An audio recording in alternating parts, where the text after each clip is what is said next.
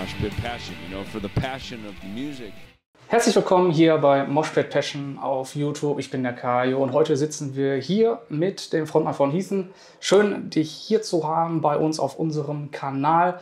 Und wir werden hier so ein bisschen über die damalige Szene sprechen, wie sich das Ganze so entwickelt hat. Die wichtigsten Clubs oder auch Leute, die die Szene dementsprechend beeinflusst haben. Und natürlich auch über die Band selber, weil die natürlich eine sehr, sehr interessante Geschichte haben. Und nicht wundern, ich werde jetzt die Sprache wechseln. So I switch now the language to German. I was going to say, English. If you're going to do this in German, because I don't speak German. No, I speak Your luckily. German's very good. My German is very good, thank you. So yeah, now we will start our interview, and the first question is, I mean, you came from the 80s and it was a very interesting time. Also when it comes to music publishing, and for instance, if you compare the time, the 80s, to now you have social media, you have to do a lot on, let me say, Instagram, Facebook, all those things. Would you say, is this a bless or more or less a curse? And also if you compare the time now and the possibilities with the 80s and the possibilities. Well, I would say, like, currently with all the social media, it's a blessing and a curse. You know, you can reach more people through social media, but when it comes to the actual product, you know, there's all the streaming services that are available. It's really tough to sell records these days. So the industry has suffered a lot, and also the musicians, the artists that have created the music. It's a great vehicle for promotion for the records. But you know, when the new record Empire of the Blind came out, I needed to go out and get a new CD player, and I had a hard time finding one. And I had actually bought a new car, and it didn't come with a CD player, tape player like the old days. You know, it was satellite radio, or you know, you hook your phone up to it, and you know, it syncs Bluetooth, and you're playing the different streaming services. But so consequently, why does somebody want to go buy a CD when they can just, you know, get it off the streaming? It's nice when they actually download it and buy it. But you know, for us trying to make a living, or you know, it's when you see royalty statements, and it's, you know, you might have 1 million streams, but it doesn't equate to that much. But on the other hand, you just have to play the game differently, and so it's all a learning curve now for all of us to be successful. And it was really what's the word? It was a mystery, I guess, or whatever. When we put the record out in 2020, and we had a lot of tour plans to promote the record, but then the pandemic hit, and so everybody was in, but the record did really well. Because I think that because everybody was cooped up, everybody was listening to music, and we're so grateful for the fans, because they actually bought the physical product. Even if they did the streaming service, they want to hold the CD, or they want the vinyl in their hand, and that's the thing that, you know, going back to, you know, my childhood and teenage years, is going out and looking, you know, spending an hour at least in the record store. Looking at all the records, you know, and, you know, when I was really young, it's like the cooler the record cover looked like, you know, the album cover, I was like, oh, I have to have this, you know. I remember buying my first Black Sabbath record, you know, Paranoid, and it was like, I knew who Black Sabbath was, but it's like when I'm looking for the record that I want, that was the one that caught my eye, and I had to have it. I still have the same, you know, have that vinyl still. I never, it was funny because when CDs came into play, a lot of people let their vinyl go, and I just couldn't bear to do it. And I traveled, I had like, I didn't have an over amount, but I had a good, you know, good box, you know, just stuffed, and I carried it around wherever I moved to, always had it. And now it's safely in the big cabinet in my music room. I still have all the vinyl, except for maybe I might have a couple album covers that maybe somebody borrowed a record and didn't return it. Yeah. Seriously. Yeah, I got the same problem. But I couldn't let the cover go. Like I have the original Leonard Skinner Street Survivor. First press. But it's, with the fire. Yeah. And then they changed it after the airplane crash. Yeah. But I still have that cover. The record's gone. What I found interesting is it was a Wikipedia article about the band, which German at least, which stated that the 93, 94 lineup of Heathen sold actually, or the members of the band sold actually records to finance the tour back then, because they had no money support. And I found interesting that records for the metal community got still, let me say, I don't want to say it's a holy grail, but it got a specific value. Right. For instance, I mean, it was actually a hard time back then for the band, and you've gone through many lineup changes. I know it also, but also back then to get the idea to say, hey, all right, what can we, let me say, sell from our private archive to finance a tour?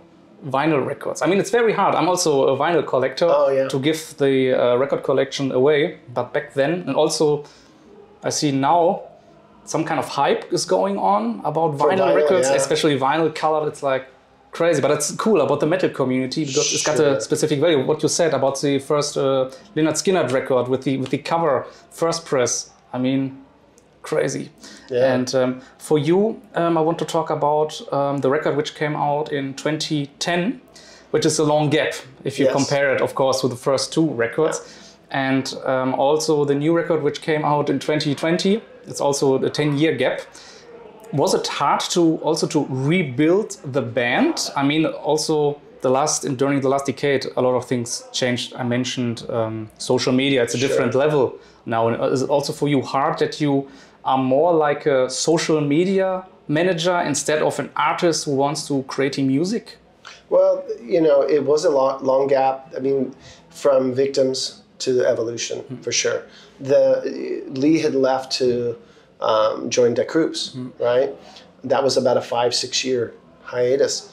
And then he came back, had toured a lot, and metal still hadn't really kind of come back. And then we got a call from Walter Morgan, who's a friend from, to all the bands in the Bay Area, and good friends with Chuck Billy. And Chuck was going through a cancer scare, and also Chuck from death. So they came up with an idea to throw a concert to raise money for them, and they asked us to be a part of that, and we were like, cool, we just thought, we'll see how that goes, and like a bunch of bands reformed, even Exodus, and Death Angel, because they had other things going, but the concert was a huge success, and it was like, wow, this is cool, and this could be something, and then we were invited to play Wacken, and I think it was, with influence from our friends from Rock Hard, we got to play Wacken a year later, and that's what really, really sparked like Heathen coming back together, because it was like, wow, heavy metal's alive and well here, Definitely. And so we started, plowing ahead, doing demos, writing songs, and going through a couple of little band changes. And then Yas came back to the band, but then he actually ended up passing away. It's been 17 years now. Yeah.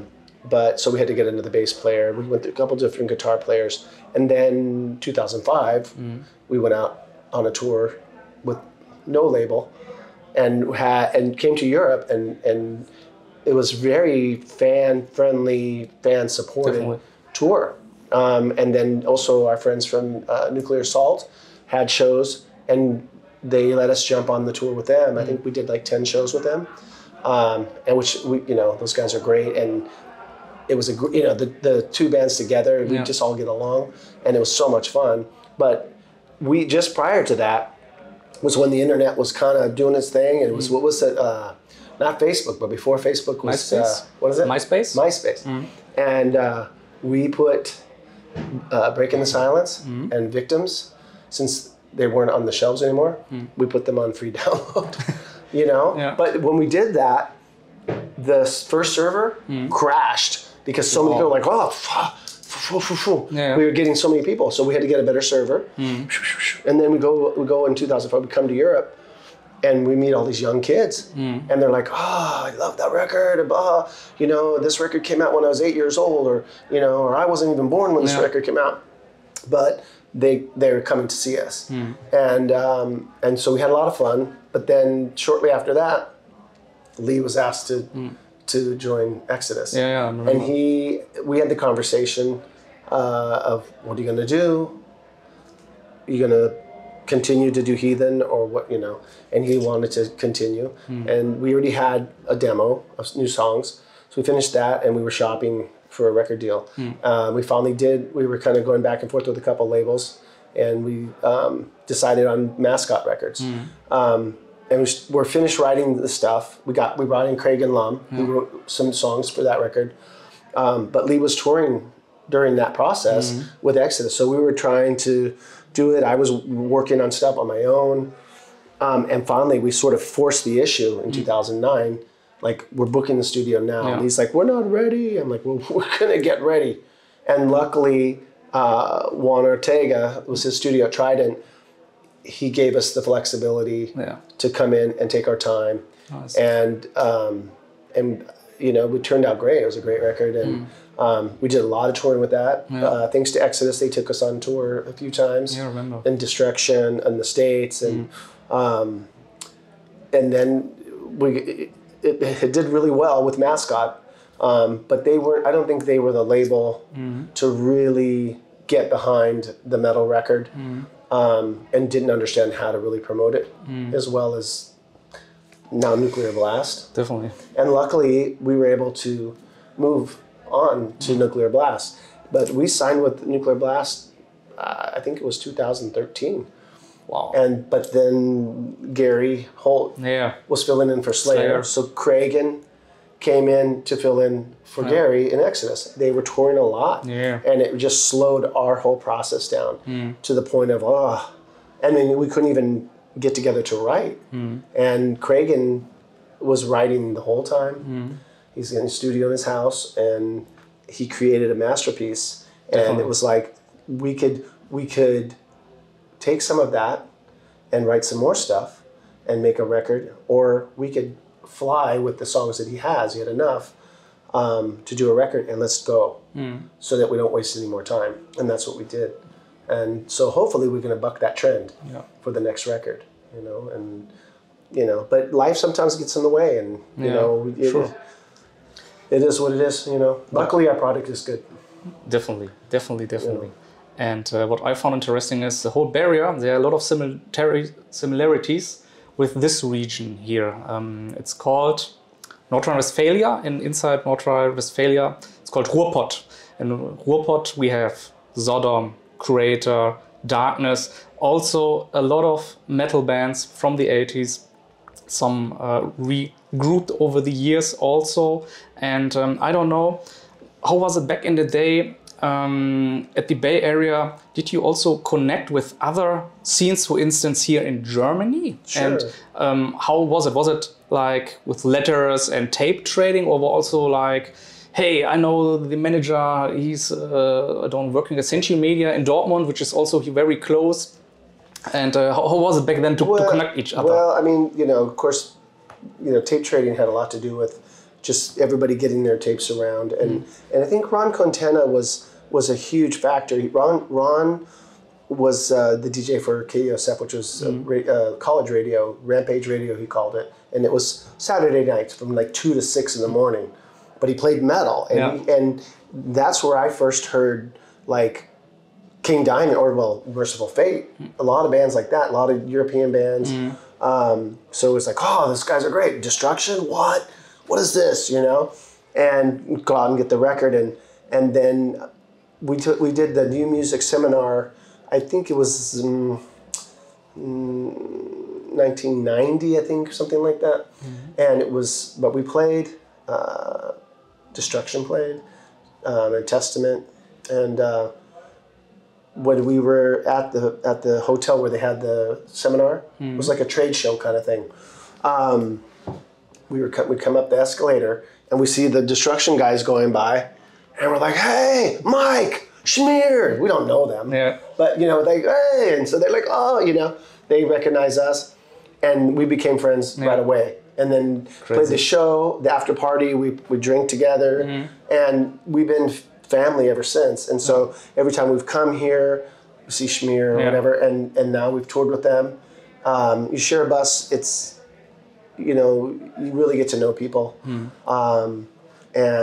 So they've always been really close with us. And then we got to finally play with Creator. You know, for me, it was my first time, only time, and I got to meet Millie, and the guy was just amazing. And my perception of Millie, you know, is like the Creator, you know. He's completely the opposite. But I know it's like, you know, I mean, I'm a swim teacher. You know what I mean? Like I work with kids, and you know, so what I do on the other part, it's a different side of me. But he was very, very sweet, wonderful guy. And you know, and then I got to see them live, and they were incredible, and you know, just incredible. And so that's something like I haven't seen them since, but you know, hopefully that we'll change. We'll cross paths again. But just the relationships of coming to Europe and meeting even just the fans and the different people that work for the magazine, or different friends that, like when we first came to Europe with Sepultura. We stayed in Eindhoven with some people that helped us out. We just met them at Dynamo. Crazy. And these girls are like, you know, they've been working Dynamo every year, working hard all in. And this was the first year they were going to get to party. You know, they're going to get off work early because now they've got people doing other things. But all the Heathen guys want to go. They want to go home because they were going to stay at their house, you know. And they're like, oh. And so they didn't know us, but they hated us right away because we're going to spoil the party. But they took us back to the flat, and then we stayed with them for 3 days before the tour started, maybe 4 days. And of course, they love us now, but we're good friends. And they took us around. We met more people, and you know, and for me, it's all about the relationships with the people you meet, that not just the bands, but all the crew people that do all the hard work that help us make it easy for us, but also the fans. You know, as much as you can. You know, spend some time and get to know people, and that's one thing like I like about social media, because the fans can connect, and we try to do that. We have a fan page for Heathen, you know, and the kids are, you know, they're chiming in all the time, and it gives us an opportunity to kind of get to know each other a little bit that way, and then that when we come to shows like different places, it's like, hey, Eric. You know, and it's like, and I think it means as much to them as it means to us, you know, to have that connection, and hopefully it'll be forever. Definitely. So, it's definitely a cool I don't know where I went with that, but that's, you know, I just think it's amazing. It's awesome. Definitely, and what everything is in common more or less is passion, because passion is a great motivation to run a band, to go on tour, and also, to interact with the fans. And I want also to close this interview with our Moshpit passion question. And it's about your first Moshpit experience, last Moshpit experience, or even a crazy, completely silly Moshpit story, which you might have seen or also be a part of. Is there anything? I have so many of those. My favorite, like, crowd surfing, whatever, my favorite one was a positive thing, was when we played in Japan, Thrash Domination. I think it was the second, we played 2 nights in a row. And that was Heathen, Creator, Exodus, Testament. And it was so, you know, the second show, we had a great show the first show. Second show, we played better. Crowd was even stronger. And so I was compelled at the end of the song, it was like still going, but I was done singing, jump out. And they catch me and they flip me over. And then they got me, they surfing me around, and then they surround me and they throw me in the air. You know, I don't remember how many times, like 3 or 4 times. And at first I was like, oh shit. Crazy. You know? But I'm up in the air. And like, and they're like, I'm like, okay. But they sent me back, you know, safe and sound. And it was, and I talked to my friend Hiko, who lives there, and he was like, you know, we don't do that just for anybody, you know. And I was like, I was so honored. Like he goes, that's great compliment. big deal. So I was like, right on, that's cool.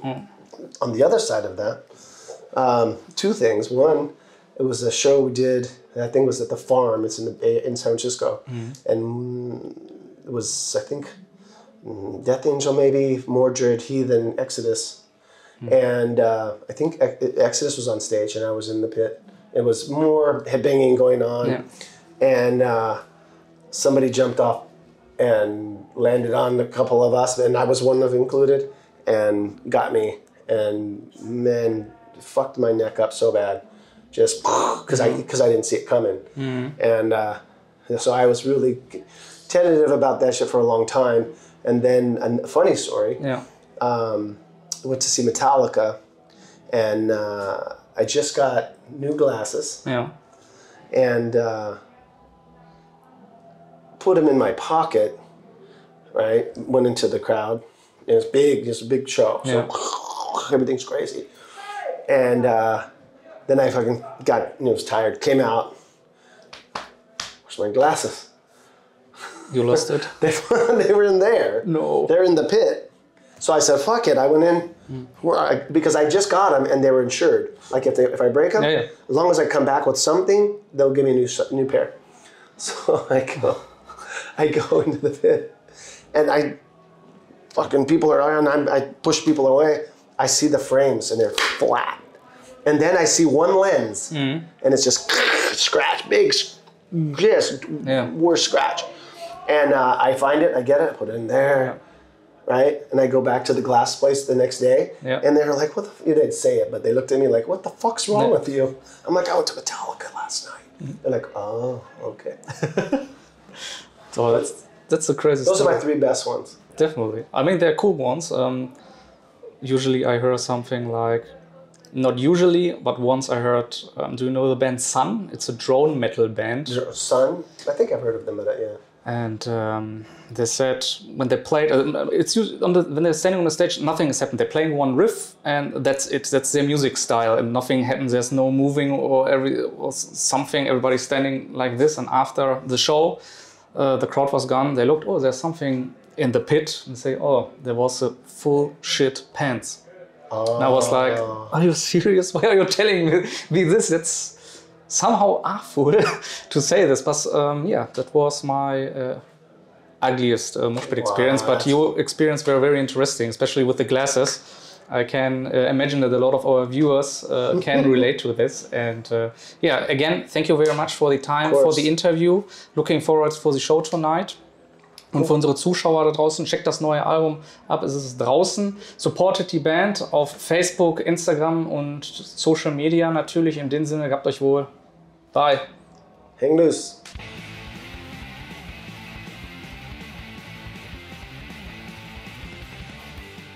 Moshpit passion, for the passion of music.